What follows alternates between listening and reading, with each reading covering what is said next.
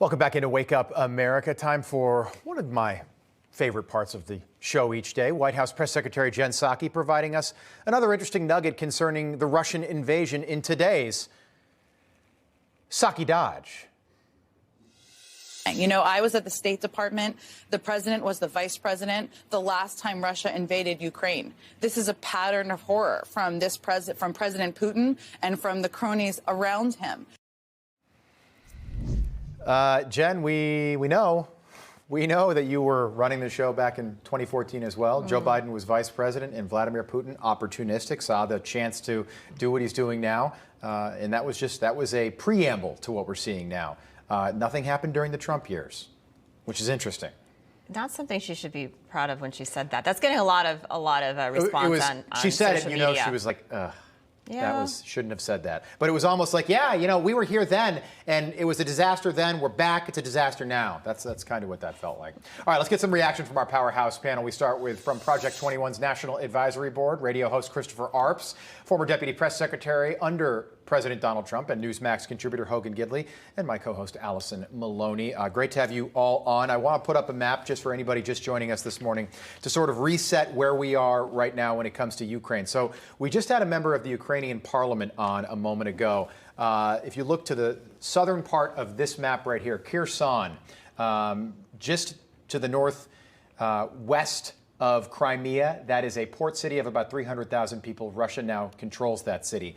The reporting out there right now is that Odessa is about to fall into Russian hands. The Ukrainian member of parliament was very quick to tell me that is not the case. Don't forget, a lot of the reporting that we're getting might not necessarily be totally accurate. Obviously, this is a war zone. But if you look to the southeast, that city of Mariupol, that is a very important port city. And the Russian army has that city, for the large part, surrounded, not only on land, but by sea right now as well.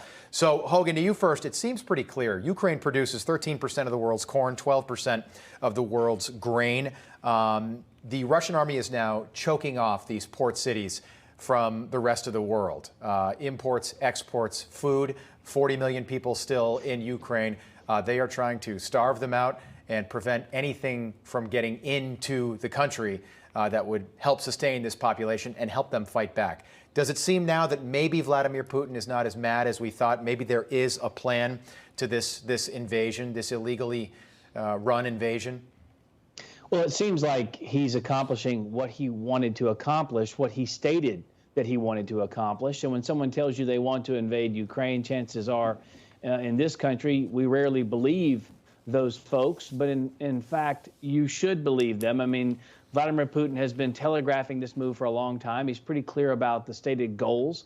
And he's executing those goals very well to this point. I mean, obviously, they've had some problems along the way. The Ukrainians have fought back valiantly at this point. We know that the Russian military is vastly superior in number, in tanks and missiles and guns than compared to that of the Ukrainian army. You have civilians being armed at this point. Look, the American people are sitting back here wondering, what we're going to do. Joe Biden has not made the case as to why we should be involved at all. It appears as though we're not going to send troops in. I don't think that's the wrong decision. But Joe Biden also didn't do anything on the front end to stop this. And now he acts as we're still buying Russian oil. These things were going to happen. Billions of dollars of Russian oil every single month. You want to talk about Donald Trump said this, and at the time, I wasn't sure I agreed. He called the media the enemy of the people. Look, I work in the media, Allison. We all work in the media. I don't think that we are here at Newsmax. But let me just give you an example of the media being the enemy of the people. The media working as activists instead of journalists. CBS News. This is the network of Walter Cronkite, by the way. CBS News has got a reporter on the ground, and yesterday they've got a report up, a war within a war. Transgender woman says transphobia and discriminatory laws keeping her hostage in Kyiv during Russian invasion. Ukraine is under siege. Kyiv is surrounded. Thousands of innocent people have been slaughtered, and CBS News chooses to do a story about transgender acceptance. You want proof the media is out of touch? They're propagandists. I think this proves, Allison, they're activists and not journalists. But you got thousands of people being slaughtered, and that's the story you choose to do on the ground in Kyiv. Look at Putin, look at China, look at the world that's watching, right? They're watching us. We're dumping vodka out like it's going to make a big deal. We're still buying oil. We talk about transgender in the military. We talk about woke culture. We have The View. They're looking at us and they're laughing at us. And, you know, Christopher, to Hogan's point, if President Biden just said no more oil from Russia, don't you think that would send a clear, strong message to Russia? I think it would send an incredibly strong message to Russia. The ruble has practically collapsed. The Russian economy has practically collapsed. And I think if we stop buying oil from them, it would be a big psychological thing to Putin, but it would also cut them off economically. Gas prices yesterday hitting $3.66 a gallon nationwide. It goes up every day now.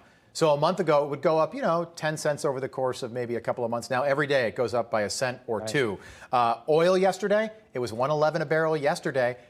2 days ago, yesterday, it was $113 a barrel. We are back in Barack Obama territory, Hogan. But it will go up more if Joe Biden goes after Russia on the energy front. Joe Biden knows this. He also understands that if you choke Russia out from their energy, that they're going to collapse even more so than they've already done internally. They will be a pariah. They will not be able to supply the world with oil, not be able to make money. You've destroyed their economy. But simultaneously, Joe Biden understands that the midterms are coming up, and this is all political. And so if he does put the squeeze on Russia that actually matters to Russia, he also knows that gas prices are already going to go up higher than they already have here in this country. He doesn't want that. He doesn't want to face the music. He doesn't want to be tough. He doesn't want to be strong. And as I've said before, you heard in the State of the Union, it's not that he wants to change the policies. He wants to change the messaging, which does nothing to impact the American people in a positive way. Chris? And Rob, too, remember, it's March. It's getting close to the springtime, summer driving season. That's when these refineries have to redo their oil allocation, which is going to make gasoline even more expensive. The summer blend. Just a quick question, Allison. I just want to get your take on this. We've got about a minute left. So the worst case scenario, and we've known this for a while, let's say, remember during the Olympics we were saying this? Yeah. What's going to happen right when the Olympics wrap up? Putin's going to actually invade Ukraine. Nobody believed us. It's exactly what happened. So this is alarmist, but here is the worst case scenario. And I don't think it's out of the question. Russia moves on Ukraine. So let's say China moves on Taiwan. Iran moves on Israel. North Korea moves on South Korea. Why hasn't that happened yet? Is that on the table? Could it get that bad? I think it's possible. Because NATO would be overmatched if that happens. General Holt said, he doesn't think that Putin's going to stop. I mean, he needs to be stopped. And if the other countries see that he can get away with this and this can happen, then why not? Everything has changed within the last 8 days. So much has changed. And so I see that as a possibility unless Putin is stopped and we stay firm and we make a difference and maybe say no more oil. And we perhaps start drilling in our own United States again. Or just flip the switch on Keystone, all right? Just flip the switch, as simple as that. But President Biden, he won't because of the progressives. No. He's literally shackled. He just can't. He's not going to do anything. Yeah, we got to leave it there. I know, Hogan, when Donald Trump left office, I think he was, maybe 50-50 on running again. After hearing him speak Saturday night, delivering his own State of the Union address, I think he's seen what's happened over the last 15 months, and it is inevitable that he will run again in 2024, just based on where we are right now. Panel, we'll leave it there. Christopher Arps, Hogan Gidley, good having you guys on, as always. I appreciate it.